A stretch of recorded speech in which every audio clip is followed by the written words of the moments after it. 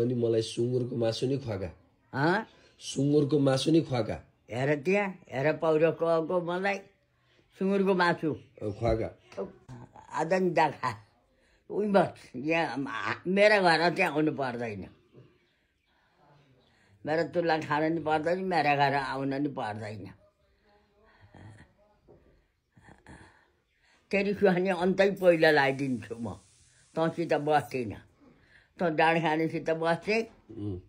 तँ सुँगुरको मासु खानेसित बस्दिनँ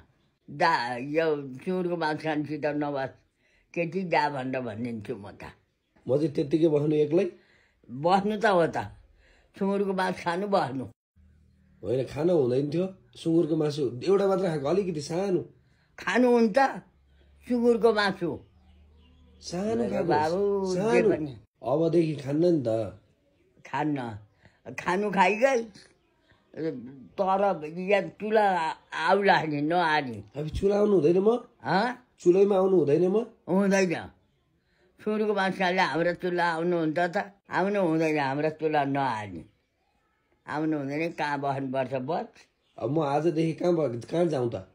आजदेखि म कहाँ जाउँ नआउँ नआ दाँसुकै जा तँ जसले जे भन्छन् त्यही गर्दा हिँड्नेले हाम्रा घर हाम्रा चुल्हा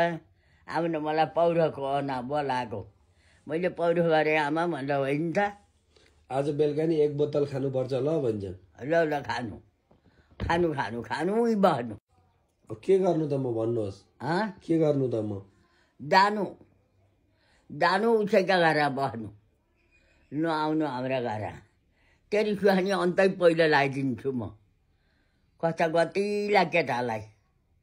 कस्ता गतिला घरमा पहिले सोध्नु पर्थ्यो सोधेर मात्रै खानु पर्थ्यो आमालाई सोधेर आइज ल आज भन्छन् सोधेर आमाले कुटिन् मलाई भन्न आमाले कुटिन् मलाई भित्र पस्ने दिनन् भन्न जा त्यही भन्छु आज त्यही भन्छु ल आमाले भित्र पस्ने दिन म त बाहिरै बसिन्छु मलाई खान पनि दिनन् भित्र पस्न दिनन् उहीँ बस उहीँ सुँगुरको मासु खा उहीँ बस भनेर भनिन् मलाई आमाले कुटिन् मलाई भनेर भन्न जा ल